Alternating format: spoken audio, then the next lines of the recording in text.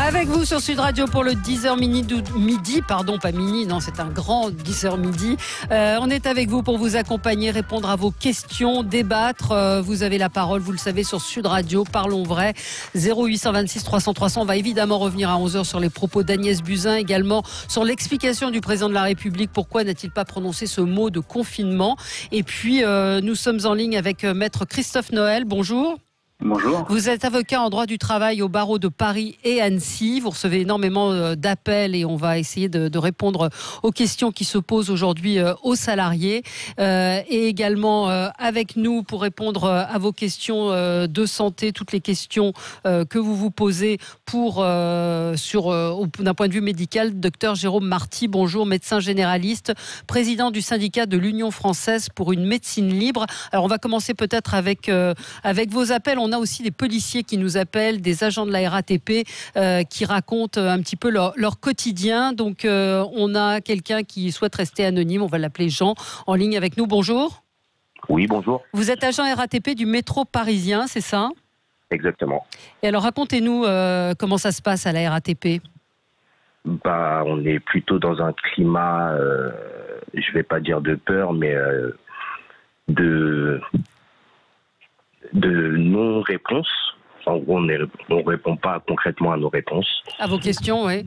C'est-à-dire que vous travaillez, vous ne travaillez... Comment ça se passe? Vous avez un droit de retrait? Vous vouliez poser une question, je crois, à l'avocat.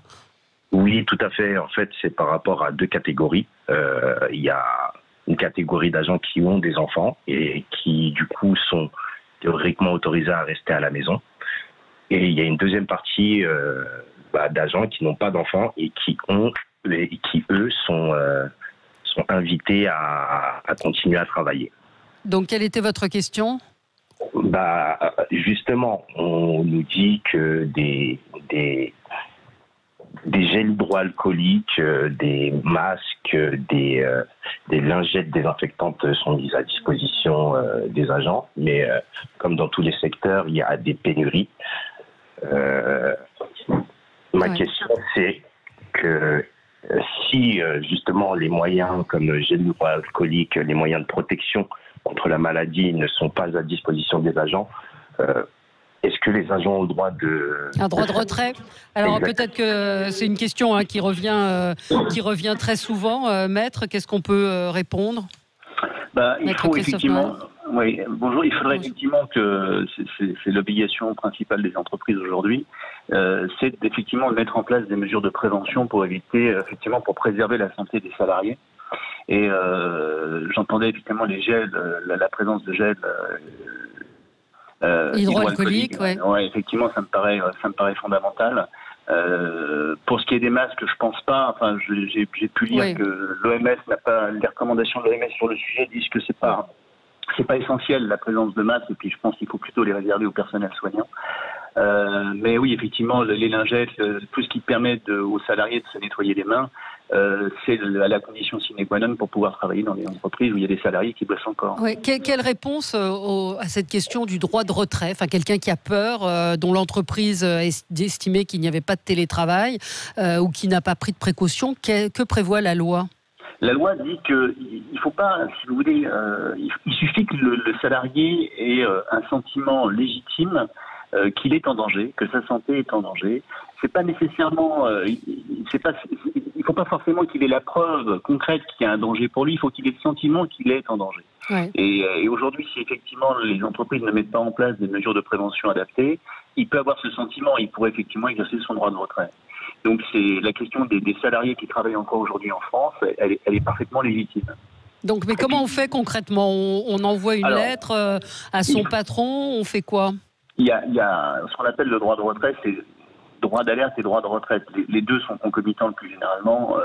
On doit évidemment informer son employeur qu'on exerce son droit de retrait, donc il faut écrire un courrier de préférence par courrier recommandé avec accusé de réception à son employeur en lui expliquant les raisons qui font qu'on part.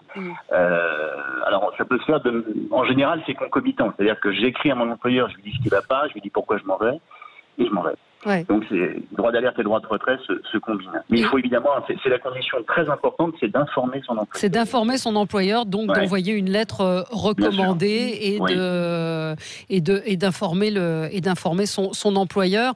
Mise en danger, beaucoup de nos auditeurs nous disent, j'ai l'impression que mon employeur me met en danger, il n'y a rien de prévu. Est-ce qu'on peut contraindre les employeurs à... Oui, alors, il faut que ça repose encore une fois sur quelque chose d'objectif, de sensé. Il ne faut pas tomber dans une espèce de délire un petit peu paranoïaque. C'est pas parce que le virus est dans l'air en France aujourd'hui. Enfin, pardon. Il n'est pas dans l'air. Oui, d'accord. Il faut surtout. Voilà, c'est une façon de parler. Mais pour bien comprendre ce que je veux dire, c'est que c'est pas parce que le virus est dans l'air, entre guillemets. Existe en France. Existe. Il y a une menace effectivement qui pèse, qu'on va pouvoir invoquer à tort et à travers ce fameux droit de retrait. Il faut quand même l'exercer dans des conditions qui soient sensées. D'accord. Donc, il faut évidemment... Oui. Oui, non. Donc oui, c'est censé. Maintenant, la peur, vous le savez, elle est souvent aussi irrationnelle et qu'en ce moment, beaucoup de gens ont peur. Oui, je sais bien, mais les épidémies... Mais est-ce qu'un salarié un employeur peut refuser le droit de retrait? Non, il ne peut pas. C'est pas lui C'est-à-dire que l'employeur pourra considérer que le droit de retrait est abusif et dans ce cas-là, il ne paiera pas son salarié, ou il le sanctionnera parce qu'il dira j'ai mis en œuvre toutes les précautions possibles et inimaginables dans mon entreprise. La réaction de mon salarié est totalement disproportionnée, elle est insensée, etc. Et dans ce cas-là, il pourra effectivement ne pas le payer pendant la période pendant laquelle le salarié n'a pas travaillé, et il appartiendra à ce moment-là au salarié de saisir le juge, en l'occurrence le conseil de prud'homme, pour obtenir la condamnation de son employeur et lui payer son salaire, s'il estime qu'il a exercé à bon escient son droit de retrait. Il y a un contentieux à venir devant les conseils de prud'homme qui va être énorme. Docteur Marty, je vois une auditrice qui nous dit qu'elle voulait évoquer les personnes qui sont en cours de PMA, les femmes dont âge limite, à savoir 42 ans, pour poursuivre le traitement en toute sécurité.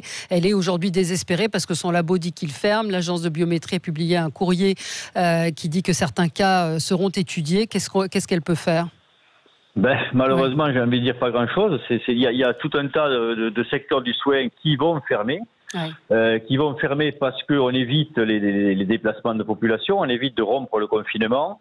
Pour les radiothérapies, par exemple, et les chimiothérapies, on voit clairement qu'on est en train également de peser véritablement le bénéfice-risque au déplacement de ces patients qui sont également à risque d'infection, plus à risque que d'autres, et de regarder qu'est-ce qui est le mieux pour eux. Est-ce qu'il faut espacer les chimiothérapies, espacer les radiothérapies, ou est-ce qu'il faut continuer de façon identique en prenant le risque qu'ils se contaminent lors des transports ou autre, quoi. Donc toutes ces choses-là font qu'on adapte les soins, et notamment tous les soins programmés, et bien évidemment, un certain nombre de patients peuvent se sentir lésés, peuvent se sentir en perte de chance, mais on est en train de regarder tout ça, on est obligé de reconfigurer complètement notre façon de soigner pendant toute la période de l'infection. Oui, juste une question, parce j'ai repris volontairement Maître Noël quand il dit le virus est dans l'air. Le virus n'est pas dans l'air. Ouais, il se transmet par les gouttelettes, on va le rappeler, par les éternuements, par la toux.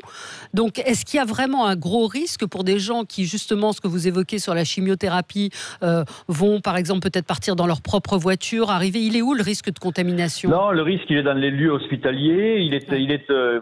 On sait que malheureusement, cette maladie est hautement nosocomiale, c'est-à-dire qu'elle se transmet malheureusement par le personnel soignant qui est en contact avec énormément de patients. C'est pour ça qu'on demande à avoir tous les moyens de protection possibles, parce que les exemples internationaux nous montrent que dès l'instant où vous êtes dans un établissement de soins, il y a beaucoup de risques à ce que la chaîne de transmission soit faite par les soignants. Comment vous expliquez qu'il n'y ait toujours pas de masque? Enfin, ça, c'est invraisemblable. On est la 5e puissance mondiale et on n'a pas de masque. Alors, il n'y a pas de masque, il y a peu de tests aussi. Il faudra qu'on étudie tout ça une fois la crise passée, mais il est évident que ça pose la question de tout notre modèle de gouvernance sanitaire, où on a, vous le savez, une administration très forte, un lien avec Bercy et le côté économique qui est très fort également. Et là, on est en train, sans doute, de payer les conséquences de cette administration-là et de cette gouvernance-là, qui n'écoute pas les soignants, qui n'écoute pas les patients et qui ne regarde la santé que sur un plan économique. Et on n'a pas pu prévoir cette pandémie, on n'a pas pu prévoir, en tout cas, avoir les moyens d'y faire face parce qu'on a coupé sur des postes budgétaires et on en voit aujourd'hui toute la concrétisation. Ouais. Moi, je viens de voir là à l'instant j'invite Bruno Le Maire ce matin qui dit: j'invite les salariés dont les entreprises sont ouvertes à se rendre sur leur lieu de travail. Mais qu'est-ce que ça veut dire? Mais c'est insensé. Ça va à l'inverse du confinement. Alors après, je passe la parole à votre juriste, mais après, si ce sont des entreprises indispensables au maintien, si vous voulez, de la vie du pays pendant le confinement, il est évident qu'il y a des métiers qui sont indispensables et qui doivent continuer. Pour le reste, il faut que les gens restent chez eux. Mais là, on voit bien que ce gouvernement a un discours qui est à un jour blanc, un jour noir. C'est dû en même temps. Le problème, c'est que quand on est à une période où on soigne des gens, le en même temps, il n'a plus lieu. C'est-à-dire, il ne reste que le courage politique. Oui, parce qu'on a vu qu'il y a des pays, j'ai lu plusieurs articles, en particulier dans le Financial Times, qui donnent l'exemple de Hong Kong, de Taïwan, qui ont pris les choses extrêmement au sérieux dès le départ et qui ont eu très peu de cas. Donc la pandémie pouvait être contenue si les bonnes mesures avaient été prises. Alors, c'est toujours facile de refaire l'histoire après, sauf qu'on a l'exemple de deux villes, deux pays qui ont réussi. Mais le problème, c'est que le lockdown, c'est-à-dire ce confinement global total, ne relève pas de l'hésitation. À partir du moment où on commence, on le fait entièrement. Ce qu'ils ont fait à Taïwan, ce qu'ils ont fait en Chine, c'est des lockdowns total. Alors il est évident que c'est plus facile à faire quand ce sont des pays qui ne sont pas des démocraties. Dans des démocraties, ça demande une vraie explication et un vrai courage politique, mais il ne faut pas perdre le temps. Là, on a en gros 10-15 jours de retard sur cette affection depuis le début. On a loupé la phase 1 parce que là où il fallait tester tous les gens qui rentraient de pays étrangers et éventuellement, mesurer leur température, puis les tester, éventuellement les confiner tout de suite s'ils étaient positifs. Ça n'a pas été fait, on a mis des affiches. Ensuite, on a perdu du temps, on a commencé à mesurer à l'entrée les températures, mais on a perdu du temps. Et sur les phases 2, on a fait des clusters, des foyers. Chaque fois qu'il y avait des foyers de patients, on n'a pas fait des confinements totaux, on n'a pas fait de lockdown. Et donc les gens sont rentrés, sont sortis des clusters et on a disséminé l'affection. Donc on a perdu du temps. Ensuite, on a avancé pas à pas, on l'a vu, on a eu 3 grandes déclarations en l'espace de quelques jours. On aurait pu faire tout dès la première. Pour une fois. Donc, mais après, on va pas refaire le match. Non, on va pas refaire le match. On est dans le soin maintenant, on discutera après de tout ce qui a dysfonctionné plus tard. Quoi. Alors la citation complète quand même, pour être très précise, de Bruno Le Maire, c'est: j'invite tous les salariés dont les entreprises sont encore ouvertes, dont les activités sont indispensables au fonctionnement, bon là c'est beaucoup plus clair, au bon fonctionnement du pays, à se rendre sur leur lieu de travail, c'est-à-dire effectivement l'agroalimentaire, des choses comme ça. Mais les activités de bureau, c'est incompréhensible que certains bureaux restent ouverts aujourd'hui. Oui, mais c'est le cas, et si je peux me permettre, c'est quand même quelque chose, c'est assez confus, parce que il y a la déclaration du ministre de l'économie que vous venez de citer, mais il y a quand même les recommandations du ministère du Travail. Aujourd'hui, le curseur, pour savoir si on doit aller bosser ou pas, aujourd'hui juridiquement, c'est le ministre du Travail qui vous l'a dit, c'est est-ce que je peux faire du télétravail ou pas? Si je peux pas faire de télétravail, je vais travailler. Oui, sauf que par exemple, tous ceux qui font dans le bâtiment, ils peuvent pas faire de télétravail. Exactement. Et pour le coup, il faudrait pas qu'ils aillent travailler non plus. Donc, je suis tout à fait d'accord avec vous. Moi, ce que je n'arrive pas à comprendre, c'est pourquoi ils n'ont pas dit dès le départ que le curseur, c'était il y a des activités qui sont essentielles à la nation. Voilà lesquelles. Voilà lesquelles, et on va travailler l'agroalimentaire, les transports, des choses comme ça qu'on peut comprendre. Je parle évidemment pas des soins à la personne, ça évidemment ça va de soi. Mais c'est pas le critère qu'ils ont retenu. Le critère qui a été retenu par le gouvernement, c'est cette fameuse idée que soit on peut télétravailler, soit on peut pas. Et si je peux pas télétravailler, je m'expose et j'expose les autres en allant bosser. C'est quand même invraisemblable, parce que je vais prendre 3 exemples très bêtes. Un réceptionniste dans un hôtel, un ouvrier qui fait partie d'une chaîne de production dans une activité qui n'a rien d'essentiel à la nation, eh ben, ces gens-là, ou un commercial, ils sont obligés d'aller bosser. Ouais. Donc ils s'exposent à un risque et ils exposent les autres, parce qu'on peut être porteur sain et donc en allant travailler, je peux prendre des transports en commun, etc. Aujourd'hui, je pense qu'il y a 40 ou 50% des salariés en France qui continuent à aller travailler et qui s'exposent, à mon sens, totalement inutilement, et qui exposent les autres d'ailleurs. Là, j'avoue que je ne comprends pas ce critère qui a été pris par le gouvernement. Ouais. Alors on a en ligne avec nous Olivier qui est policier, qui voulait nous raconter son quotidien. Bonjour. Oui, bonjour. Vous êtes policier en région parisienne, me dit-on. Racontez-nous un petit peu comment ça s'est passé. Est-ce que vous êtes protégé ? Moi j'ai été contrôlé ce matin en venant travailler. Le policier n'avait ni gants, ni masque, ni gel visiblement. Comment ça se passe pour vous ? Alors on a été doté de un masque par personne et un gel hydroalcoolique, un petit flacon par véhicule, avec interdiction de s'en servir. Sauf hors de l'état-major, donc de notre haute hiérarchie. Ça a été décidé comme ça. Parce que ils considèrent qu'on n'a pas assez de masques et que faut les garder au maximum. Donc on est confronté à la population tout le long de la journée, sans avoir de protection et sans avoir le droit de se servir des protections, même de nos protections achetées avec nos deniers personnels. On a des collègues qui ont dû s'expliquer pourquoi ils avaient mis les protections. Oui, parce qu'on en a vu effectivement certains qui avaient des masques. C'est ça, et certains collègues ont dû s'expliquer au niveau de la hiérarchie, en sachant que ils ont été confrontés à des personnes qui avaient les symptômes du coronavirus. À ça, vous rajoutez que quand nos familles sont touchées plus ou moins par le coronavirus, on a interdiction d'être en arrêt maladie à partir du moment où où ça n'a pas été décelé chez nous. Donc on a des collègues qui viennent travailler. Qui ont été en contact avec leurs femmes des ou proches même leurs belles-mères qui ont été contaminés, qui sont encore d'ailleurs confinés. Ils ont été en contact parce qu'ils habitent avec, et c'est interdiction d'être en arrêt en fait. C'est pas d'arrêt maladie dans ce cas-là. Et vous avez ordre également d'être à pied et pas en voiture, donc il y a des quartiers où ça risque d'être compliqué. C'est ça. Donc en fait, ça a été divisé. Ils ont divisé les quartiers en fonction des gens. Et donc on a une personne qui reste au véhicule pour conduire le véhicule et tout le monde à pied. Donc quand on sait que certains quartiers qui sont un peu tendus, où la police n'est pas forcément appréciée, c'est compliqué d'être à pied. Gérer tout le secteur, c'est compliqué parce qu'on manque en plus de ça d'effectifs. Donc sur Paris, c'est gérable. Sur Paris, il n'y a aucun souci parce que sur Paris, c'est plein d'effectifs. Mais dès qu'on commence à s'éloigner un peu, en petite couronne ou même sur la grande couronne, c'est impossible de gérer ça correctement. Merci de votre témoignage. Merci beaucoup, Olivier, de nous avoir appelés. Un mot, maître, est-ce qu'un policier a un droit de retrait ? Oui, il a un droit de retrait. Mais en l'occurrence, ce que je trouve absolument hallucinant, c'est ce que je viens d'entendre. C'est-à-dire qu'il y a quand même aujourd'hui, il peut potentiellement contaminer les gens. Et on n'en tient absolument pas compte. La hiérarchie n'en tient absolument pas compte. On a avec nous Stanislas Godon également, secrétaire national Alliance Police Nationale. Vous avez entendu ce policier. J'imagine que vous confirmez tout ce qu'il vient de dire. Oui, bien sûr.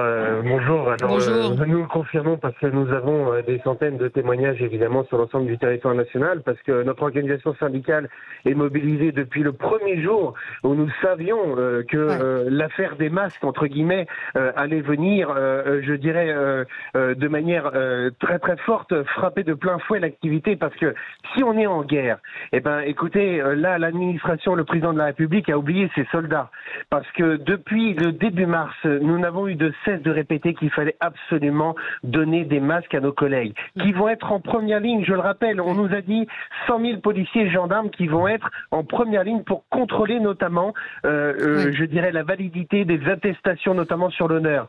Mais également toutes les autres missions. Enfin, nous venons juste d'obtenir, je viens d'avoir l'information que certains centres de rétention administrative ferment parce que c'était aussi des foyers notamment qui exposaient les collègues. Parce que le collègue, une fois qu'il sera atteint du coronavirus et qu'il risque d'être un contaminant potentiel pour les autres, eh bien, ce collègue-là ne pourra pas aller travailler. Et si on se retrouve avec des milliers de policiers qui ne peuvent plus aller travailler parce que, j'entendais vos interlocuteurs, notamment précédemment, qui disaient que les missions nécessaires à la nation, s'il y en a bien une qui est nécessaire, c'est un peu celle de la police. Et j'entendais également des médecins qui disaient qu'on ne peut pas dissocier le personnel hospitalier et les aides-soignants des effectifs de la sécurité, parce que ce serait un non-sens. Nous sommes également des acteurs pour mettre en place les dispositions qui ont été décidées par le gouvernement. Nous avons d'ailleurs posé un ultimatum. Si d'ici une journée ou deux, il n'y a pas le matériel, notamment dans tous les services, alors les policiers vont se mettre effectivement en retrait, parce qu'il n'est hors de question de les exposer inutilement à ce virus-là. Il y a 100 000 masques, on ne va pas faire de polémique, mais qui vont être distribués à des prisonniers. Ça vous paraît, j'imagine que ça vous choque ? Ça a choqué évidemment mes collègues, tout comme ça nous choque également de savoir que si la police nationale ne peut pas donner des masques, je dirais, aux collègues sur le terrain, nous venons d'apprendre que dans la plupart des polices municipales des collectivités locales, eh bien, les collègues, notamment de l'APM, sont équipés de masques. Donc, je ne comprends pas la gestion de ces masques, et j'espère qu'à la fin de l'épidémie, on tirera toutes les conséquences et qu'on mettra en lumière les responsabilités responsabilité. Il est impensable quand même qu'il n'y ait pas eu un pouvoir d'anticipation, et nous avons d'ailleurs sorti un peu une communication, pardon de ce gros mot que je vais prononcer, où nous avons dit où sont passés ces putains de masques, parce que c'est exactement ce que disent les policiers à l'heure d'aujourd'hui. C'est ce que j'ai dit ce matin aussi. Je peux amener quelques précisions. Docteur Marty. Ce qu'on sait, ça fait plus d'un mois que j'alerte sur ces histoires de masques. Ce qu'on sait, c'est qu'il y avait un stock de masques FFP2 qui était constitué par la réserve sanitaire, anciennement EPRUS, que ce stock a été arrêté par le gouvernement, par Xavier Bertrand à l'époque, en 2011, parce qu'on sortait de la crise H1N1 et qu'il y avait eu énormément de matériel, au contraire, à ce moment-là, et que ce matériel n'avait pas été en quelque sorte utilisé tellement il y en avait. Ça avait coûté, et donc le gouvernement suivant ayant dit comme ça coûte, qu'est-ce qu'on va faire? On fait plus de stock, le stock des pharmacies suffira. Le seul problème, c'est que les personnels de soins ne le savaient pas, ça. Le gouvernement suivant, Marisol Touraine, n'a pas reconstitué les stocks, et le gouvernement suivant, Agnès Buzyn, n'a pas commandé les masques. Et quand Olivier Véran est arrivé, il a commandé quand la demande était internationale. Donc on s'est retrouvé avec un flux qui était une demande internationale, et donc du temps pour obtenir ces masques. Ils sont fabriqués tous où? En Chine, les masques? Il n'y a pas d'usine française? Non, il y a 3 producteurs français, mais même à plein pot, ils ne peuvent pas fournir. Songez que vous avez près de 1 million de personnels soignants. Si les masques, c'est plusieurs masques par jour, ça veut dire qu'en production, ne serait-ce que pour les soignants, il faudrait avoir plusieurs millions par jour. À l'époque de Roselyne Bachelot sous H1N1, il y a eu 1 milliard de masques commandés. Pour vous donner un ordre d'idée. Voilà, donc là, il en faut pour les forces de l'ordre, effectivement, qui sont en première ligne dans ce combat que l'on a, et qui vont veiller à ce que la population ne rompe pas le confinement, et cette rupture de confinement serait la cause du débordement de nos services de réanimation, par exemple. Nous, on va être en première ligne, on a besoin d'être protégés parce qu'on ne peut pas sortir du service que l'on rend aux patients au moment où on va avoir le plus besoin de nous, et qu'on ne peut pas imaginer un seul instant qu'un soignant contamine des patients. On est là pour soigner, on n'est pas là pour contaminer. Donc évidemment, mais maintenant on est face à cette situation. Donc on a alerté, on a saisi le MEDEF par le biais de son président pour qu'il mette en branle les usines textiles françaises et qu'ils fabriquent des masques.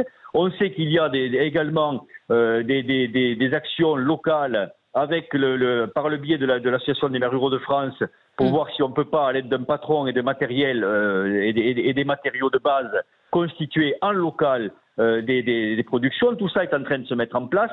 Pour autant, là, le virus est là, le virus circule. Il y a des régions où nos capacités de réanimation sont déjà dépassées, en Alsace, on l'a vu. Où nos généralistes font face, mais à un afflux de patients qui est très important. Cette vague-là, elle nous arrive dessus. Elle va être présente dans les jours qui viennent, probablement dans l'ensemble des régions de France. Donc, il va falloir qu'on fasse comme le sous-officier de la coloniale. Il va falloir qu'on se démerde. Mais on ne peut pas imaginer un seul instant. Je suis désolé de dire ça, autant pour les forces de l'ordre que pour nous, on ne peut pas imaginer un seul instant qu'on fasse jouer notre droit de retrait. Parce que là, on a un mur qui nous arrive en pleine face, et il va falloir qu'on y soit. Et on va se démerder, c'est tout. On espère que les productions vont être là. Moi, je vous dis, j'alerte chaque heure depuis 1 mois là-dessus, mais on ne peut pas, comme j'ai pas de planche à fabriquer des masques, malheureusement, on ne les a pas pour l'instant. Donc il va falloir qu'on fasse comme ça, et on réglera les choses après le conflit. Un mot, maître Noël. Oui. On vous écoute. Oui, si vous me permettez juste une petite remarque. Dans les services et dans les unités, notamment de la police nationale, où quelques masques sont arrivés, il faut absolument que ces instructions soient, je dirais, supprimées. Ces instructions de ne pas porter les masques parce que ce serait anxiogène ou que ça coûterait de l'argent, notamment à l'État. Dans les quelques services qui en ont, il faut que eux puissent être dotés et les utiliser sur la voie publique, notamment. Et moi, j'ai eu la trouille ce matin en me faisant contrôler parce que le policier, il s'approche de vous, vous ouvrez la fenêtre, il est à moins d'1 mètre, forcément, quand vous lui donnez votre papier, et franchement, s'il est contaminé, il vous parle. C'est effectivement, ce mot anxiogène est dingue. Franchement, le président de la République qui n'a pas prononcé, on va y revenir dans un instant, ce mot de confinement parce qu'il ne voulait pas angoisser les Français. On a un peu de mal à comprendre. Merci en tout cas à tous. Merci Stanislas Godon.